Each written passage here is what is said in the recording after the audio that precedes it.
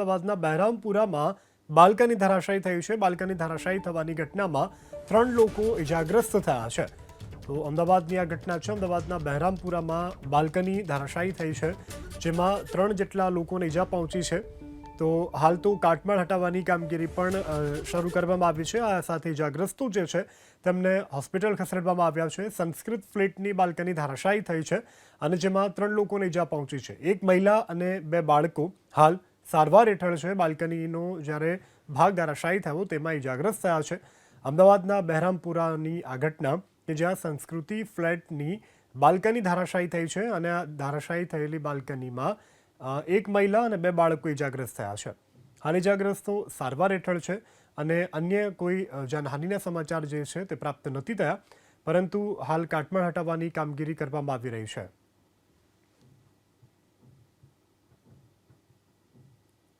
બહેરામપુરામાં આવેલી સંસ્કૃતિ એપાર્ટમેન્ટમાં આજે સાંજે અચાનક જ બાલ્કની પડી જતા 3 લોકોને ઈજા થઈ છે। આપ આ દ્રશ્યોમાં જોઈ રહ્યા છો કે સંસ્કૃતિ એપાર્ટમેન્ટની અહીં નીચે જ્યારે મહિલાઓ ઊભી હતી ત્યારે અચાનક જ ઉપર પ્રથમ માળની બાલ્કની નીચે પડી આવી હતી અને એનો આ કાટમાળ આપ જોઈ રહ્યા છો કે ખાટલો છે તેની ઉપર સિમેન્ટ કોન્ક્રીટનો કાટમાળ અને જે સિમેન્ટ કોન્ક્રીટનો બાંધકામનો ભાગ પડ્યો છે। આપ ઉપર દ્રશ્યોમાં જોઈ રહ્યા છો કે મોટા ભાગની બાલ્કનીઓ જર્જરિત હાલતમાં થઈ ગઈ છે અને તેના ખિલ્લા સહિતની જે કોન્ક્રીટ છે તે ખૂબ જ નબળું પડી ગયું છે અને આ બાલ્કનીઓ પણ ગમે ત્યારે તૂટી જાય તેવી હાલતમાં છે, જેને લઈને અહીંના સ્થાનિક નિવાસીઓ છે તે ખૂબ જ ડર અને દહેશતની હાલતમાં વસવાટ કરી રહ્યા છે।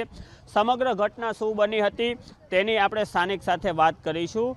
સમગ્ર ઘટના શું બની હતી? સર, એકચ્યુઅલીમાં સાંજે 7 વાગે અચાનક જે બાલ્કનીની અંદર એક બેન અને એમના જે 2 દીકરા હતા એ લઈને ઊભા હતા અને એક સામેના ફ્લેટની અંદર એક બેન જોડે વાત કરતા હતા અને જે બેન હતા જે એમના હસબન્ડનો વેઇટ કરી રહ્યા હતા અને અચાનક વાત કરતાં કરતાં જે બાલ્કની હતી ને એટલે બેન અને જે છોકરાને લઈને પડ્યા છે અને જેમના પગની અંદર એક ઈજા થઈ છે અને જે છોકરા 2 નાના છે એમને પણ એક સામાન્ય ઈજા થઈ છે અને લાસ્ટ 20 વર્ષની અંદર કંઈ જે અમારા જે બિલ્ડર છે એમને ઘણીવાર અમે લોકોએ નોટિસ આપી છે કે કંઈ કરીને તમે આમનું સમય કરાવો, કંઈ બાંધકામ કરાવો, પણ કોઈ ધ્યાન આપતું નથી। લાસ્ટ એમને ઉપર સમય કરાવ્યું હતું પણ તો પણ એમને વાત કરી હતી, પણ જે બિલ્ડર છે કે હજુ આજ સુધી આવ્યા બી નથી। બસ ખાલી જે અત્યારે થયું છે અને અત્યારે જે બેનને વાગ્યું છે અત્યારે સુરક્ષિત રીતે છે। અને આને લઈને કોઈ એએમસી તરફથી ભૂતકાળમાં કોઈ જર્જરિત બાંધકામને લઈને નોટિસ કે કોઈ આવ્યું છે, કોઈ સર્વે બર્વે નોટિસ એવું? અમે લોકોએ ઘણીવાર નોટિસ આપી છે પણ છતાં આજ સુધી કોઈ એએમસીવાળા કોઈ ડિપાર્ટમેન્ટવાળા આવ્યા નથી। ખાસા ટાઈમથી અમે લોકો ધક્કા બી ખાઈ રહ્યા છે એમસી વિભાગની અંદર, કોઈ આજ સુધી આવ્યા નથી। જી, આ હતા સ્થાનિક। તેમનું સ્પષ્ટ માનવું છે કે ઘણીવાર રજૂઆતો કરી છે પરંતુ બિલ્ડર અને તંત્ર તરફથી કોઈ પણ પ્રકારનો સહકાર નથી આપવામાં આવ્યો અને આ જર્જરિત એપાર્ટમેન્ટો છે, જર્જરિત ઘરો છે, તેમાં સ્થાનિક લોકો ડર અને દહેશતના માહોલ વચ્ચે રહેવા માટે મજબૂર છે। આપ દ્રશ્યોમાં જોઈ રહ્યા છો કે મોટા ભાગના એપાર્ટમેન્ટો બાલ્કનીનું જે બાંધકામ છે તે જર્જરિત થઈ ગયું છે।